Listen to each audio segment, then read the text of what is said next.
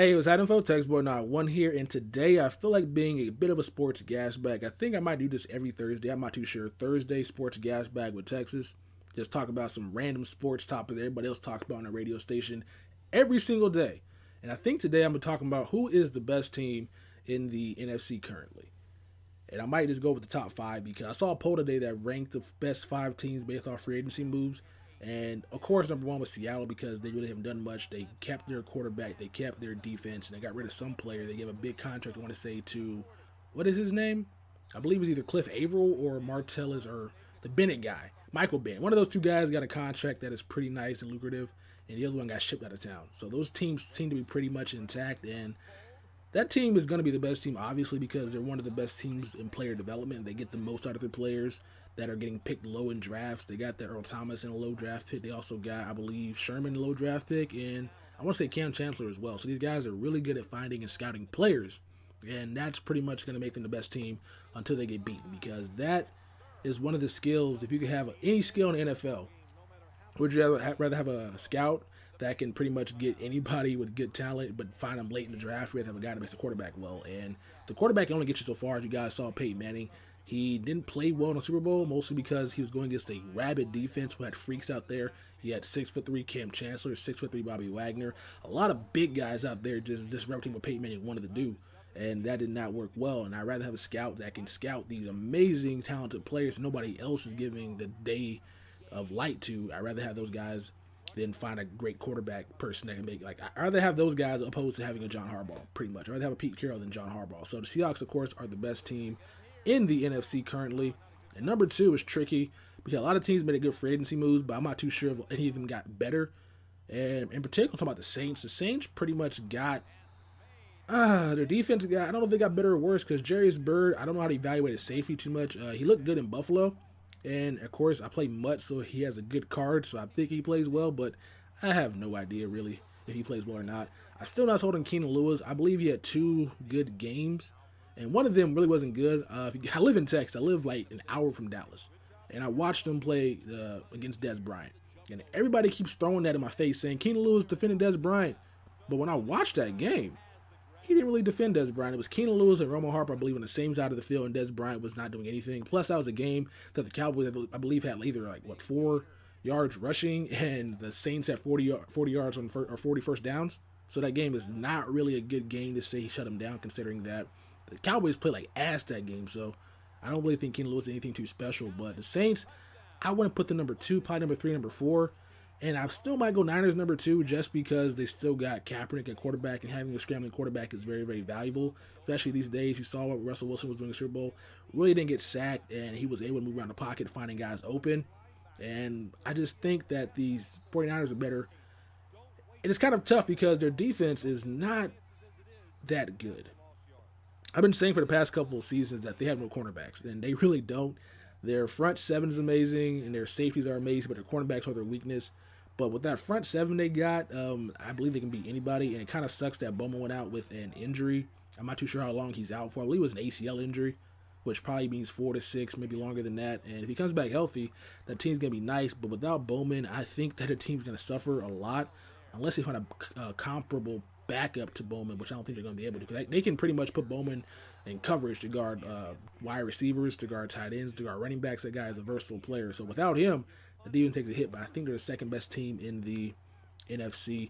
I really wish they would have got another receiver, Colin Kaepernick, because Anquan Bolden really cannot get open, but he's just reliable when it comes to throwing the ball to.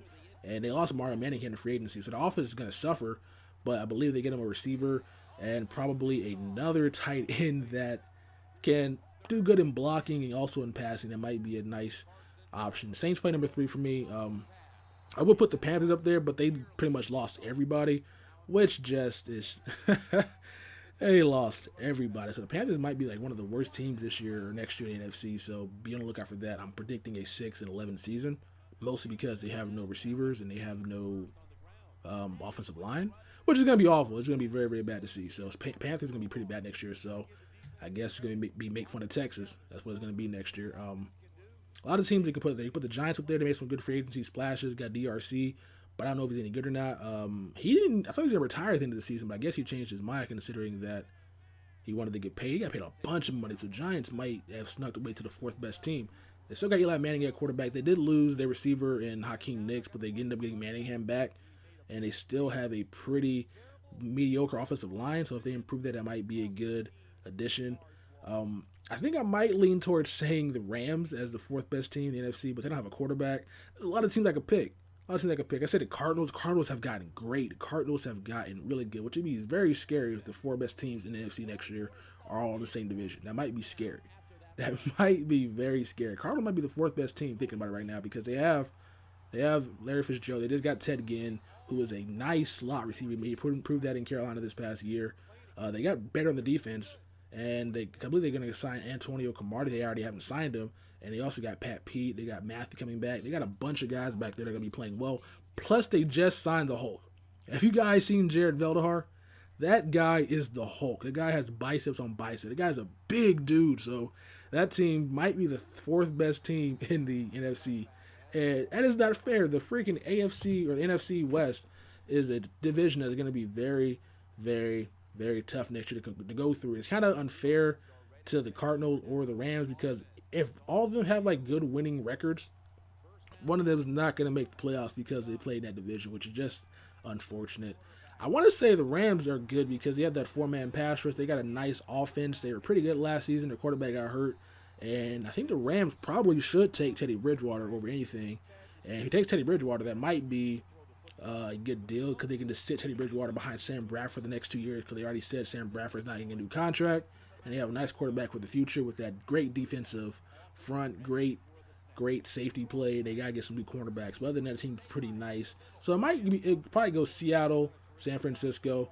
I might say the Giants, and then Saints, and then, of course, the Cardinals because the Cardinals have a nice defense. I just wish that Carson Palmer was not their quarterback because if Carson Palmer was not their quarterback and the Cardinals had somebody that was like a Cam type who can scramble and throw passes and stuff like that, it might be a great team in the NFC West. It might be fun to watch them play. But with Carson Palmer back there, that's just a wild card. It's going to be a really interesting division to watch next season. But pretty much that wraps up the video. If you guys disagree with what I'm saying, let me know in the comment section below. I probably forgot some teams I really wasn't thinking. I probably should have crafted a list before I did this, but why do that when I can just go based off the top of my head and just think about stuff? Who did I forget? There are a lot of teams that are in the NFC that I might have forgot. We have, of course, the Buccaneers, who I don't really think Josh McCown's a solid quarterback. He had a couple great moments in Chicago, but if you think about it, he played with Brandon Marshall and Alshon Jeffrey. Yeah, I think any quarterback playing with those two guys are going to look like glitches. They're going to look amazing. You got the Lions, who I don't really think is too good. They signed Golden Tate, which is a good addition, but Matt Stafford doesn't really look at anybody other than Calvin Johnson, which is going to be his detriment. But their defense is still nice as well, so that team could have been mentioned in the top 5. You got the Packers, who signed Julius Peppers, which is going to be very interesting to see because he's not a inside defensive tackle. He's 6'7", 6'8". He's going to be a good defensive end. He might play outside linebacker for them, which might not be bad on the opposite side of Clay Matthews, but I don't really see him fitting up in Green Bay, especially with that cold weather, which doesn't make any sense. Why would you want to go play in cold weather? It's kind of dumb. Chicago's up there as well, but their defense was bad last year. Might be bad again this year. Who else we got? We got, of course, the Falcons, who were pretty much decimated at injuries of wide receiver and at running back last season, which kind of made them bad. But once they get those guys back healthy, they might make a running for it, especially since they got their defense improved, signing Paul Soliai, a nice run-stuffing defensive tackle. And who else we got in the NFC? I already went through the NFC West. NFC East is Cowboys, Eagles. Okay. Eagles. All right, I forgot about the Eagles. But no, I think Eagles might be the 6th best team. I'm still not sold on their defense. And the Redskins, of course, the Washington racist. Yeah, not too good. I thought last year they would be pretty bad. I didn't think they'd be that bad last year. I thought they might be the worst team in the NFC East, but I didn't think they'd be that bad. But hopefully RG3 comes back healthy. I like watching that guy play, and if he's healthy, that team's going to be pretty good, but not in the top 5 in the NFC.